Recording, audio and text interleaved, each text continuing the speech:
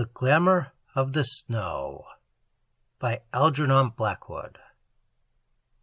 Chapter 1. Hibbert, always conscious of two worlds, was, in this mountain village, conscious of three. It lay on the slopes of the Valais Alps, and he had taken a room in the little post office where he could be at peace to write his book, yet at the same time enjoy the winter sports and find companionship in the hotels when he wanted it. The three worlds that met and mingled here seemed to his imaginative temperament very obvious, though it is very doubtful if another mind less intuitively equipped would have seen them so well defined. There was the world of tourist English, civilized, quasi-educated, to which he belonged by birth at any rate. There was the world of peasants, to which he felt himself drawn by sympathy, for he loved and admired their toiling, simple life, and there was this other, which he could only call the world of nature. To this last, however, in virtue of a vehement poetic imagination and a tumultuous pagan instinct fed by his very blood, he felt that most of him belonged. The others borrowed from it, as it were, for visits. Here, with the soul of nature, hid his central life. Between all three was conflict, potential conflict. On the skating rink each Sunday, the tourists regarded the natives as intruders. In the church, the peasants plainly questioned, "Why do you come? We are here to worship, you to stare and whisper." For neither of these two worlds accepted the other, and neither did nature accept the tourists, for it took advantage of their least mistakes, and indeed, even of the peasant world, accepted only those who were strong and bold enough to invade her savage domain with sufficient skill to protect themselves from several forms of death. Now Hibbert was keenly aware of this potential conflict and want of harmony. He felt outside, yet caught by it, torn in the three directions because he was partly of each world, but wholly in only one. There grew in him a constant, subtle effort, or at least desire, to unify them and decide positively to which he should belong and live in. The attempt, of course, was largely subconscious. It was the natural instinct of a richly imaginative nature seeking the point of equilibrium so that the mind could feel at peace and his brain be free to do good work. Among the guests, no one especially claimed his interest. The men were nice but undistinguished, athletic schoolmasters, doctors snatching a holiday, good fellows all. The women, equally various, the clever, the would-be fast, the dare to be dull, the women who understood, and the usual pack of jolly dancing girls and flappers. And Hibbert, with his 40-odd years of thick experience behind him, got on well with the lot. He understood them all. They belonged to definite, pre-digested types that are the same the world over, and that he had met the world over long ago. But to none of them did he belong. His nature was too multiple to subscribe to the set of shibboleths of any one class, and since all liked him, and felt that somehow he seemed outside of them, spectator, looker-on, all sought to claim him. In a sense, therefore, the three worlds fought for him, natives, tourists, nature. It was thus began the singular conflict for the soul of Hibbert. In his own soul, however, it took place. Neither the peasants nor the tourists were conscious that they fought for anything, and nature, they say, is merely blind and automatic. The assault upon him of the peasants may be left out of the account, for it is obvious that they stood no chance of success. The tourist world, however, made a gallant effort to subdue him to themselves, but the evenings in the hotel, when dancing was not in order, were English. The provincial imagination was set upon a throne and worshipped heavily through incense of the stupidest conventions possible. Hibbert used to go back early to his room in the post office to work. It is a mistake on my part to have realized that there is any conflict at all, he thought, as he crunched home over the snow at midnight after one of the dances. It would have been better to have kept outside it all and done my work. Better, he added, looking back down the silent village street to the church tower, and safer. The adjective slipped from his mind before he was aware of it. He turned with an involuntary start and looked about him. He knew perfectly well what it meant, the thought that had thrust its head up from the instinctive region. He understood, without being able to express it fully, the meaning that betrayed itself in the choice of the adjective. For if he had ignored the existence of this conflict, he would at the same time have remained outside the arena. Whereas now he had entered the lists. Now this battle for his soul must have issue, and he knew that the spell of nature was greater for him than all other spells in the world combined. Greater than love, revelry, pleasure, greater even than study. He had always been afraid to let himself go. His pagan soul dreaded her terrific powers of witchery even while he worshipped. The little village already slept. The world lay smothered in snow. The chalet roofs shone white beneath the moon, and pitch-black shadows gathered against the walls of the church. His eye rested a moment on the square stone tower with its frosted cross that pointed to the sky, then traveled with the leap of many thousand feet to the enormous mountains that brushed the brilliant stars. Like a forest rose the huge peaks above the slumbering village, measuring the night and heavens. They beckoned him, and something born of the snowy desolation, born of the midnight and the silent grandeur, born of the great listening hollows of the night, something that lay twixt terror and wonder, dropped from the vast wintry spaces down into his heart, and called him. Very softly, unrecorded in any word or thought his brain could compass, it laid its spell upon him. Fingers of snow brushed the surface of his heart. The power and quiet majesty of the winter's night appalled him. Fumbling a moment with the big unwieldy key, he let himself in and went upstairs to bed. Two thoughts went with him, apparently quite ordinary and sensible ones. What fools these peasants are to sleep through such a night! And the other, those dances tire me. I'll never go again. My work only suffers in the morning. The claims of peasants and tourists upon him seemed thus in a single instant weakened. The clash of battle troubled half his dreams. Nature had sent her beauty of the night and won the first assault. The others, routed and dismayed, fled far away.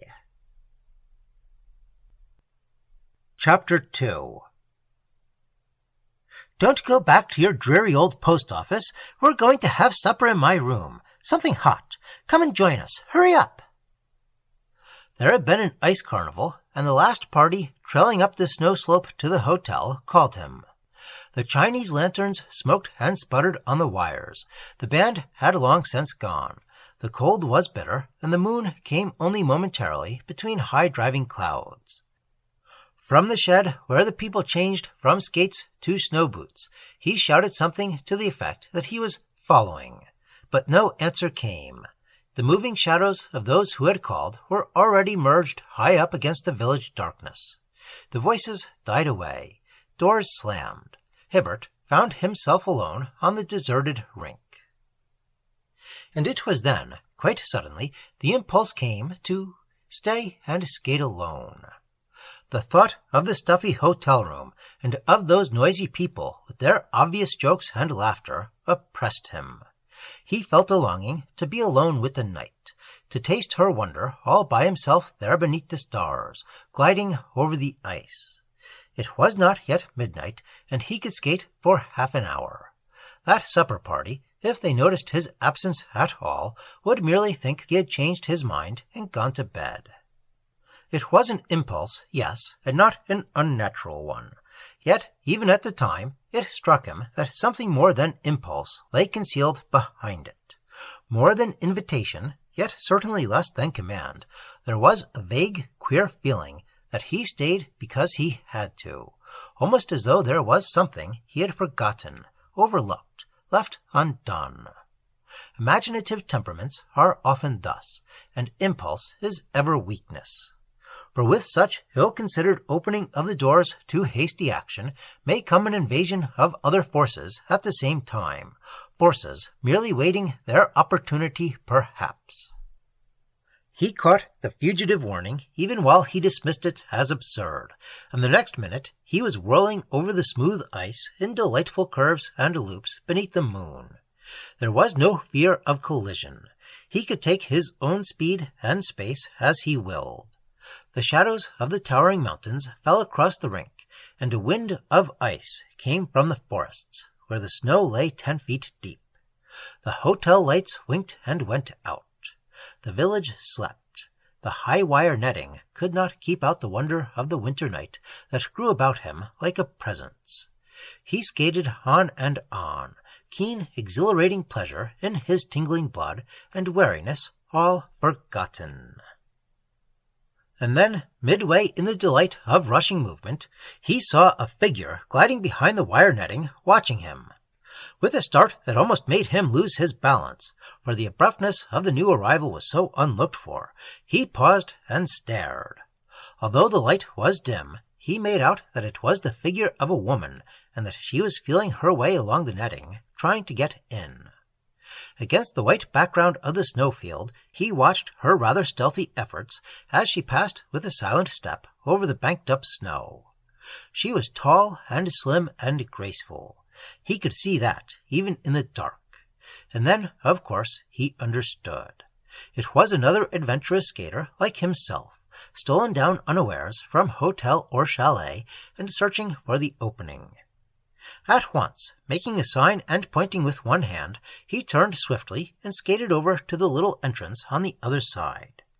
But even before he got there was a sound on the ice behind him, and, with an exclamation of amazement he could not suppress, he turned to see her swerving up to his side across the width of the rink. She had somehow found another way in.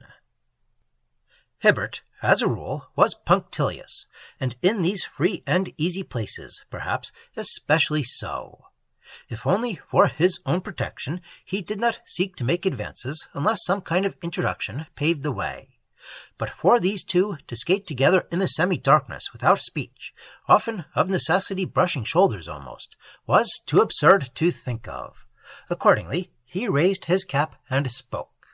His actual words he seems unable to recall, nor what the girl said in reply, except that she answered him in accented English with some commonplace about doing figures at midnight on an empty rink. Quite natural it was, and right. She wore grey clothes of some kind, though not the customary long gloves or sweater, for indeed her hands were bare, and presently, when he skated with her, he wondered with something like astonishment at their dry and icy coldness. And she was delicious to skate with, supple, sure, and light, fast as a man, yet with the freedom of a child, sinuous and steady at the same time. Her flexibility made him wonder, and when he asked where she had learned, she murmured. He caught the breath against his ear and recalled later that it was singularly cold, that she could hardly tell, for she had been accustomed to the ice ever since she could remember. But her face he never properly saw. A muffler of white fur buried her neck to the ears, and her cap came over the eyes. He only saw that she was young. Nor could he gather her hotel or chalet, for she pointed vaguely, when he asked her, up the slopes. "Just over there," she said, quickly taking his hand again. He did not press her. No doubt she wished to hide her escapade. And the touch of her hand thrilled him more than anything he could remember.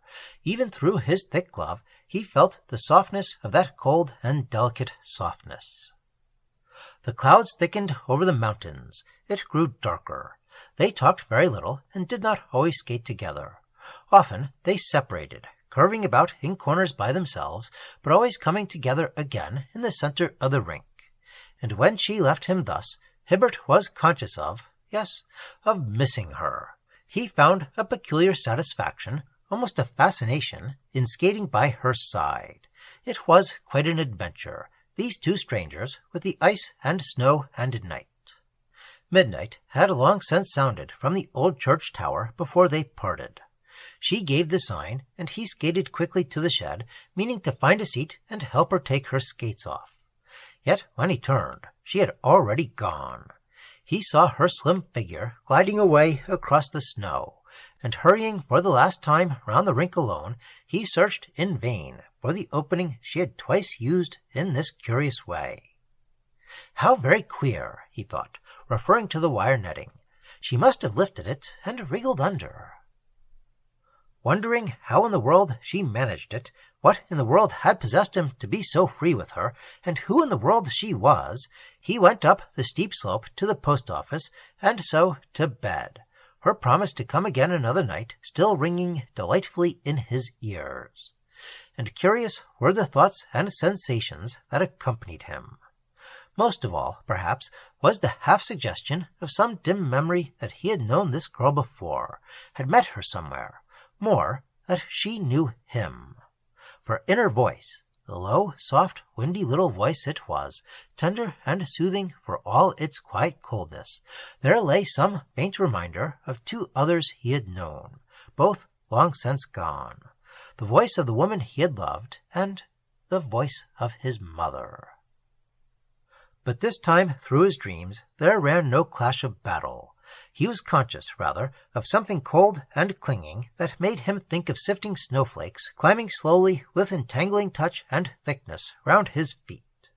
The snow, coming without noise, each flake so light and tiny none can mark the spot whereon it settles, yet the mass of it able to smother whole villages, wove through the very texture of his mind, cold, bewildering, deadening effort with its clinging network of 10 million feathery touches. Chapter 3. In the morning, Hibbert realized he had done, perhaps, a foolish thing. The brilliant sunshine that drenched the valley made him see this, and the sight of his work-table, with its typewriter, books, papers, and the rest, brought additional conviction. To have skated with a girl alone at midnight, no matter how innocently the thing had come about, was unwise, unfair, especially to her. Gossip in these little winter resorts was worse than in a provincial town. He hoped no one had seen them. Luckily, the night had been dark. Most likely, none had heard the ring of skates. Deciding that in future he would be more careful, he plunged into work and sought to dismiss the matter from his mind. But in his times of leisure, the memory returned persistently to haunt him. When he skied, luged, or danced in the evenings, and especially when he skated on the little rink, he was aware that the eyes of his mind forever sought this strange companion of the night. 100 times he fancied that he saw her, but always sight deceived him. Her face he might not know, but he could hardly fail to recognize her figure. Yet nowhere among the others did he catch a glimpse of that slim young creature he had skated with alone beneath the clouded stars. He searched in vain. Even his inquiries as to the occupants of the private chalets brought no results. He had lost her. But the queer thing was that he felt as though she were somewhere close. He knew she had not really gone. While people came and left with every day, it never once occurred to him that she had left. On the contrary, he felt assured that they would meet again. This thought he never quite acknowledged. Perhaps it was the wish that fathered it only, and even when he did meet her, it was a question how he would speak and claim acquaintance, or whether she would recognize himself. It might be awkward. He almost came to dread a meeting, though dread, of course, was far too strong a word to describe an emotion that was half delight, half wondering anticipation. Meanwhile, the season was in full swing. Hibbert felt in perfect health, worked hard, skied, skated, luged, and at night danced fairly often, in spite of his decision. This dancing was, however, an act of subconscious surrender. It really meant he hoped to find her among the whirling couples. He was searching for her without quite acknowledging it to himself, and the hotel world, meanwhile, thinking it had won him over, teased and chaffed him. He made excuses in a similar vein, but all the time he watched and searched and waited. For several days the sky held clear and bright and frosty, bitterly cold, everything crisp and sparkling in the sun, but there was no sign of fresh snow, and the skiers began to grumble. on the mountains was an icy crust that made running dangerous. They wanted the frozen, dry, and powdery snow that makes for speed, renders steering easier, and falling less severe. But the keen east wind showed no signs of changing for a whole 10 days. Then suddenly there came a touch of softer air, and the weather-wise began to prophesy. Hibbert, who was delicately sensitive to the least change in earth or sky, was perhaps the first to feel it. Only he did not prophesy. He knew through every nerve in his body that moisture had crept into the air, was accumulating, and that presently a fall would come, for he responded to the moods of nature like a fine barometer. And the knowledge, this time, brought into his heart a strange little wayward emotion that was hard to account for, a feeling of unexplained uneasiness and disquieting joy. For behind it, woven through it, rather, ran a faint exhilaration that connected remotely somewhere with that touch of delicious alarm, that tiny anticipating dread that so puzzled him when he thought of his next meeting with his skating companion of the night. It lay beyond all words, all telling, this queer relationship between the two, but somehow the girl and snow ran in a pair across his mind. Perhaps for imaginative writing men, more than for other workers, the smallest change of mood betrays itself at once. His work, at any rate, revealed this slight shifting of emotional values in his soul. Not that his writing suffered, but that it altered, subtly, as those changes of sky or sea or landscape that come with the passing of afternoon into evening, imperceptibly. A subconscious excitement sought to push outwards and express itself, and, knowing the uneven effect such moods produced in his work, he laid his pen aside and took instead to reading that he had to do. Meanwhile, the brilliance passed from the sunshine, the sky grew slowly overcast. By dusk the mountain tops came singularly close and sharp. The distant valley rose into absurdly near perspective. The moisture increased, rapidly approaching saturation point, when it must fall in snow. Hibbert watched and waited. And in the morning the world lay smothered beneath its fresh white carpet. It snowed heavily till noon, thickly, incessantly, chokingly, a foot or more. Then the sky cleared, the sun came out in splendor, the wind shifted back to the east, and frost came down upon the mountains with its keenest and most biting tooth. The drop in the temperature was tremendous, but the skiers were jubilant. Next day the running would be fast and perfect. Already the mass was settling, and the surface freezing into those moss-like powdery crystals that make the ski run almost of their own accord with the faint sishing as of a bird's wings through the air. Chapter 4. That night there was excitement in the little hotel world. First, because there was a bal costumé, but chiefly because the new snow had come, and Hibbert went, felt drawn to go. He did not go in costume, but he wanted to talk about the slopes and skiing with the other men, and at the same time. There was the truth, the deeper necessity that called, but the singular connection between the stranger and the snow again betrayed itself, utterly beyond explanation as before, but vital and insistent. Some hidden instinct in his pagan soul, heaven knows how he phrased it even to himself, if he phrased it at all, whispered that with the snow the girl would be somewhere about, would emerge from her hiding place, would even look for him. Absolutely unwarranted it was. He laughed while he stood before the little glass and trimmed his mustache, tried to make his black tie sit straight, and shook down his dinner jacket so that it should lie upon the shoulders without a crease. His brown eyes were very bright. I look younger than I usually do, he thought.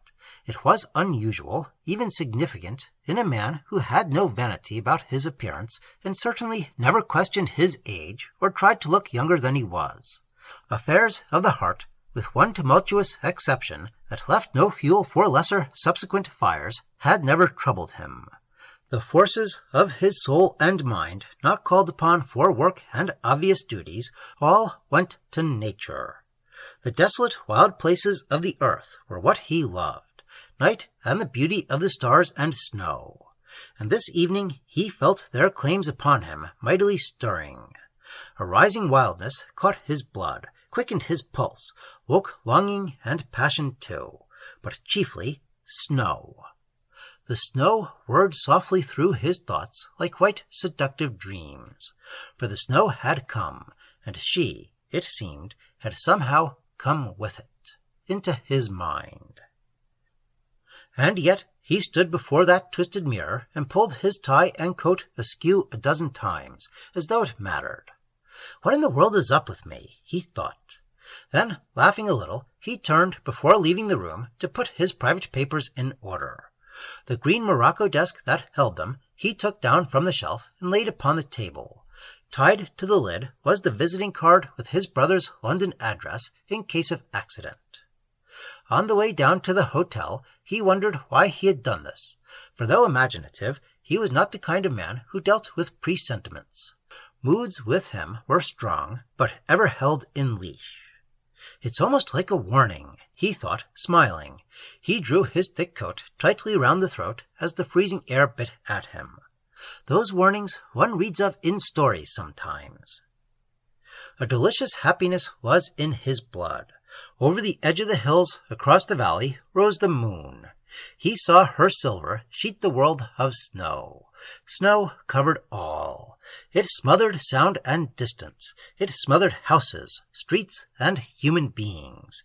It smothered life. Chapter 5. In the hall there was light and bustle. People were already arriving from the other hotels and chalets, their costumes hidden beneath many wraps. Groups of men in evening dress stood about smoking, talking snow and skiing. The band was tuning up. The claims of the hotel world clashed about him faintly as of old. At the big glass windows of the veranda, peasants stopped a moment on their way home from the cafe to peer. Hibbert thought laughingly of that conflict he used to imagine. He laughed because it suddenly seemed so unreal.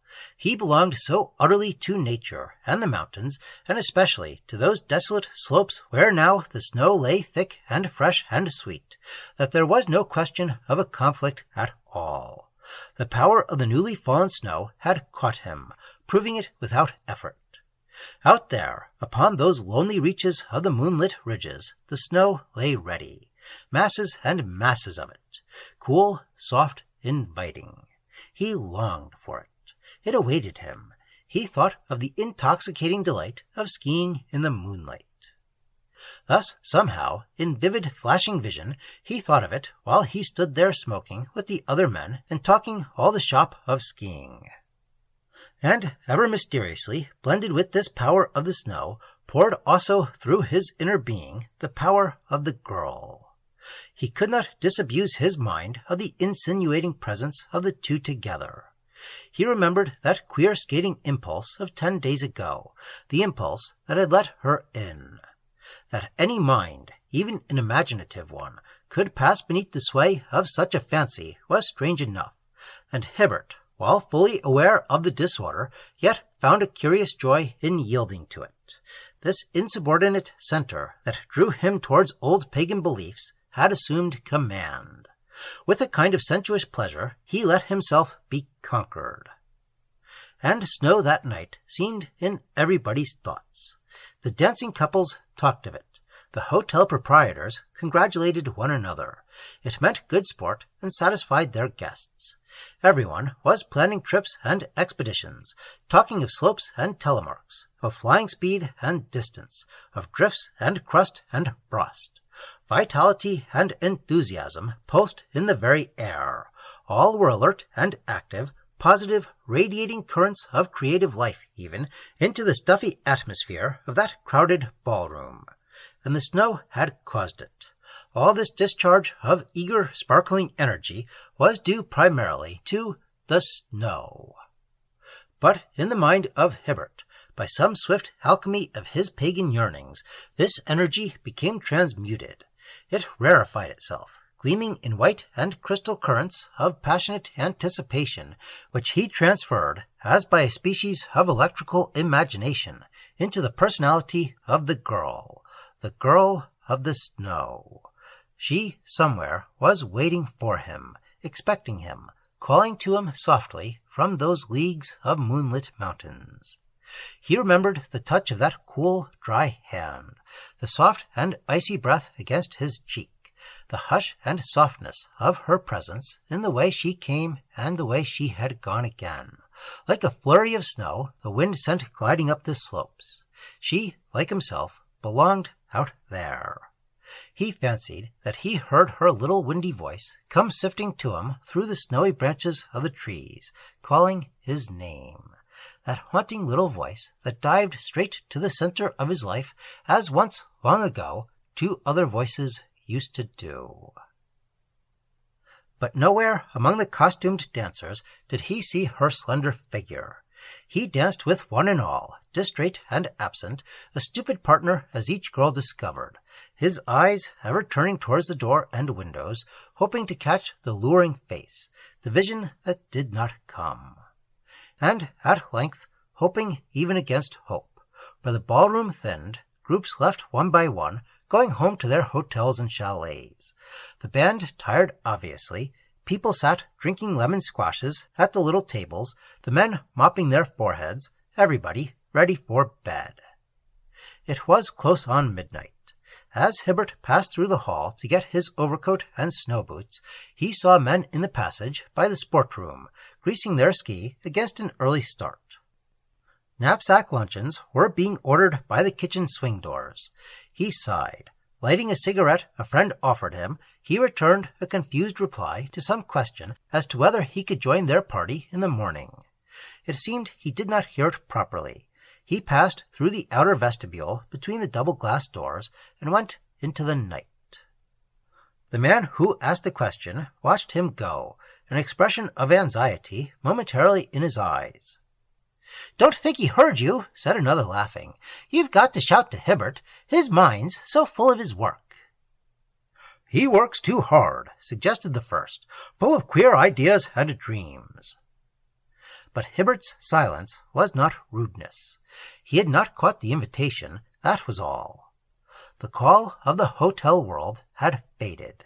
He no longer heard it. Another wilder call was sounding in his ears. For up the street he had seen a little figure moving. Close against the shadows of the baker's shop it glided, white, slim, enticing. Chapter 6. And at once into his mind passed the hush and softness of the snow, yet with it a searching, crying wildness for the heights. He knew by some incalculable, swift instinct she would not meet him in the village street. It was not there, amid crowding houses, she would speak to him. Indeed, already she had disappeared, melted from view up the white vista of the moonlit road.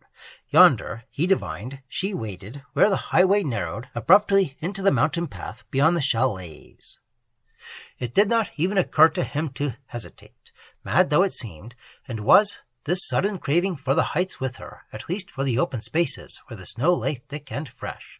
It was too imperious to be denied. He does not remember going up to his room, putting the sweater over his evening clothes, and getting into the fur gauntlet, gloves, and helmet cap of wool. Most certainly, he has no recollection of fastening on his ski. He must have done it automatically. Some faculty of normal observation was in abeyance, as it were. His mind was out beyond the village, out with the snowy mountains and the moon. Henri de Fago, putting up the shutters over his café windows, saw him pass and wondered mildly. "Oh, monsieur, que fais-tu ski à cette heure? Il est anglais donc." He shrugged his shoulders as though a man had the right to choose his own way of death. And Martha Parodi, the hunchback wife of the shoemaker, looking by chance from her window, caught his figure moving swiftly up the road. She had other thoughts, for she knew and believed the old traditions of the witches and snow beings that steal the souls of men. She had even heard, 'twas said, the dreaded synagogue pass roaring down the street at night. and now, as then, she hid her eyes. "They've called to him, and he must go," she murmured, making the sign of the cross. But no one sought to stop him. Hibbert recalls only a single incident until he found himself beyond the houses, searching for her along the fringe of forest where the moonlight met the snow in a bewildering frieze of fantastic shadows. And the incident was simply this, that he remembered passing the church. Catching the outline of its tower against the stars, he was aware of a faint sense of hesitation.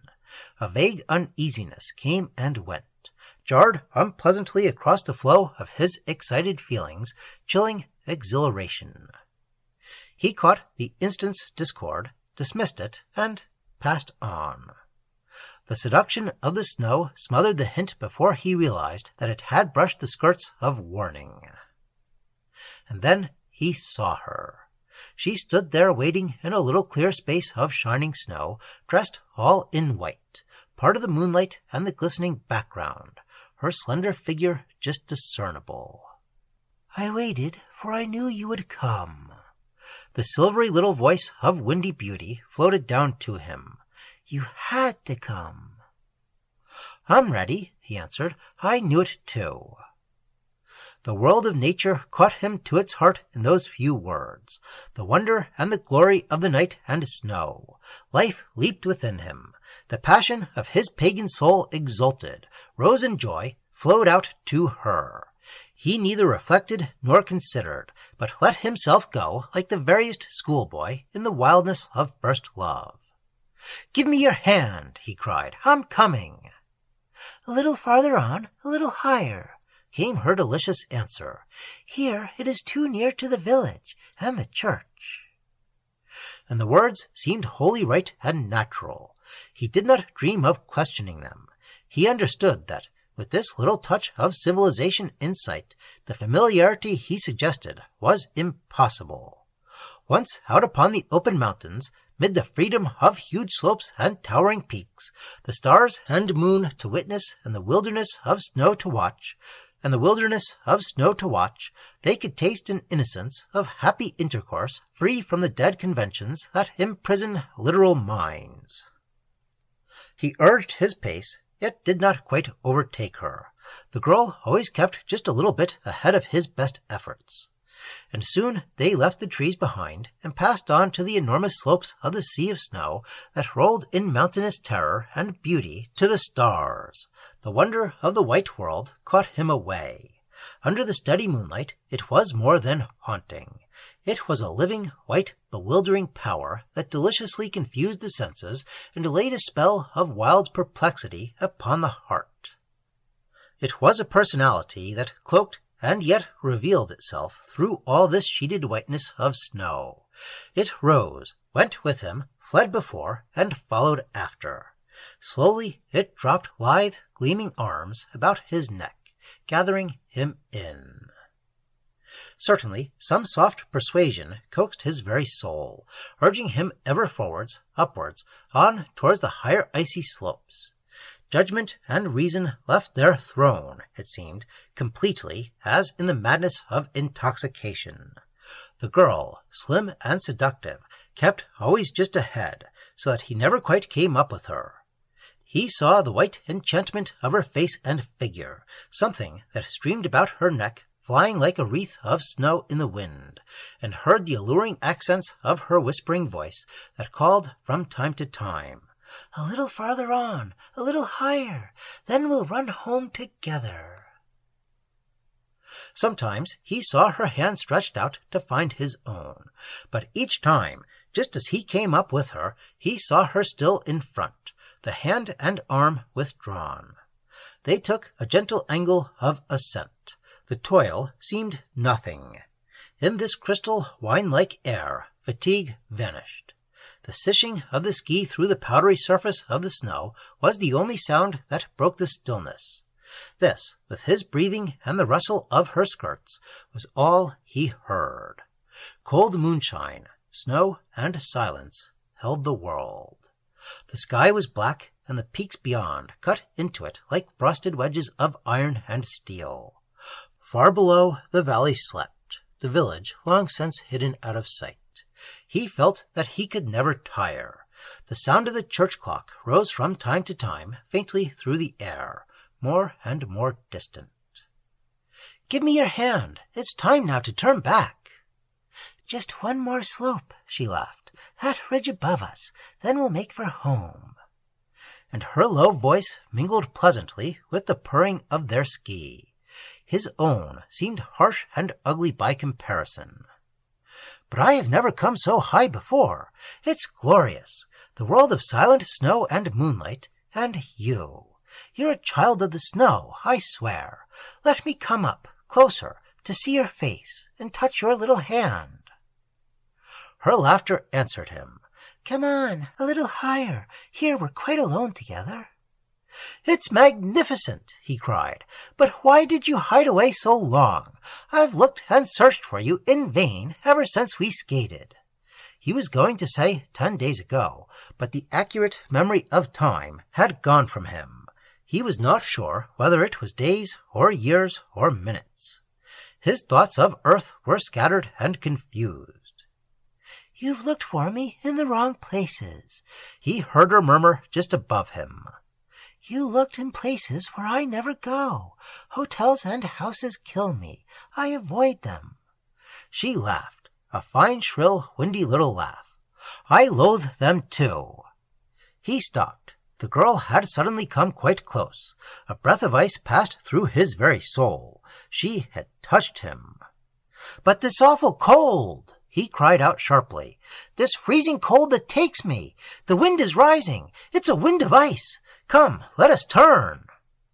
But when he plunged forward to hold her, or at least to look, the girl was gone again, and something in the way she stood there a few feet beyond and stared down into his eyes so steadfastly in silence made him shiver. The moonlight was behind her, but in some odd way he could not focus sight upon her face, although so close. The gleam of eyes he caught, but all the rest seemed white and snowy, as though he looked beyond her, out into space. The sound of the church bell came up faintly from the valley far below, and he counted the strokes. 5. A sudden, curious weakness seized him as he listened. Deep within, it was deadly, yet somehow sweet, and hard to resist. He felt like sinking down upon the snow and lying there. They had been climbing for 5 hours. It was, of course, the warning of complete exhaustion. With a great effort, he fought and overcame it. It passed away as suddenly as it came. "We'll turn," he said with a decision he hardly felt. "It will be dawn before we reach the village again. Come at once. It's time for home." The sense of exhilaration had utterly left him. An emotion that was akin to fear swept coldly through him, but her whispering answer turned it instantly to terror, a terror that gripped him horribly and turned him weak and unresisting. "Our home is here." A burst of wild, high laughter, loud and shrill, accompanied the words. It was like a whistling wind. The wind had risen, and clouds obscured the moon. "A little higher, where we cannot hear the wicked bells," she cried, and for the first time seized him deliberately by the hand. She moved, was suddenly close against his face. Again she touched him. And Hibbert tried to turn away in escape, and so trying, found for the first time that the power of the snow, that other power which does not exhilarate but deadens effort, was upon him. The suffocating weakness that it brings to exhausted men, luring them to the sleep of death into her clinging soft embrace, lulling the will and conquering all desire for life. This was awfully upon him. His feet were heavy and entangled. He could not turn or move. The girl stood in front of him, very near. He felt her chilly breath upon his cheeks. Her hair passed blindingly across his eyes, and that icy wind came with her. He saw her whiteness close. Again, it seemed, his sight passed through her into space as though she had no face. Her arms were round his neck. She drew him softly downwards to his knees. He sank. He yielded utterly. He obeyed. Her weight was upon him, smothering, delicious. The snow was to his waist. She kissed him softly on the lips, the eyes all over his face, and then she spoke his name in that voice of love and wonder, the voice that held the accent of two others, both taken over long ago by death, the voice of his mother and of the woman he had loved. He made one more feeble effort to resist. Then, realizing even while he struggled that this soft weight about his heart was sweeter than anything life could ever bring, he let his muscles relax and sank back into the soft oblivion of the covering snow. Her wintry kisses bore him into sleep. Chapter 7. They say that men who know the sleep of exhaustion in the snow find no awakening on the hither side of death. The hours passed, and the moon sank down below the white world's rim. Then, suddenly, there came a little crash upon his breast and neck, and Hibbert woke. He slowly turned bewildered, heavy eyes upon the desolate mountains, stared dizzily about him, tried to rise. At first his muscles would not act. A numbing, aching pain possessed him. He uttered a long, thin cry for help, and heard its faintness swallowed by the wind. And then he understood vaguely why he was only warm, not dead. For this very wind that took his cry had built up a sheltering mound of driven snow against his body while he slept. Like a curving wave it ran beside him. It was the breaking of its overtoppling edge that caused the crash, and the coldness of the mass against his neck that woke him. Dawn kissed the eastern sky. Pale gleams of gold shot every peak with splendor, but ice was in the air, and the dry and frozen snow blew like powder from the surface of the slopes. He saw the points of his ski projecting just below him. Then he remembered. It seems he had just strength enough to realize that, could he but rise and stand, he might fly with terrific impetus towards the woods and village far beneath. The ski would carry him, but if he failed and fell. How he contrived it, Hibbert never knew. This fear of death somehow called out his whole available reserve force. He rose slowly, balanced a moment, then, taking the angle of an immense zigzag, started down the awful slopes like an arrow from a bow, and automatically the splendid muscles of the practiced skier and athlete saved and guided him, for he was hardly conscious of controlling either speed or direction. The snow stung face and eyes like fine steel shot. Ridge after ridge flew past. The summits raced across the sky. The valley leaped up with bounds to meet him. He scarcely felt the ground beneath his feet as the huge slopes and distance melted before the lightning speed of that descent from death to life. He took it in 4-mile-long zigzags, and it was the turning at each corner that nearly finished him.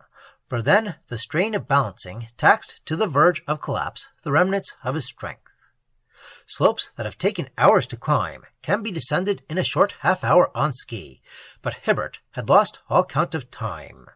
Quite other thoughts and feelings mastered him in that wild, swift dropping through the air that was like the flight of a bird. For ever close upon his heels came following forms and voices with the whirling snow dust. He heard that little silvery voice of death and laughter at his back.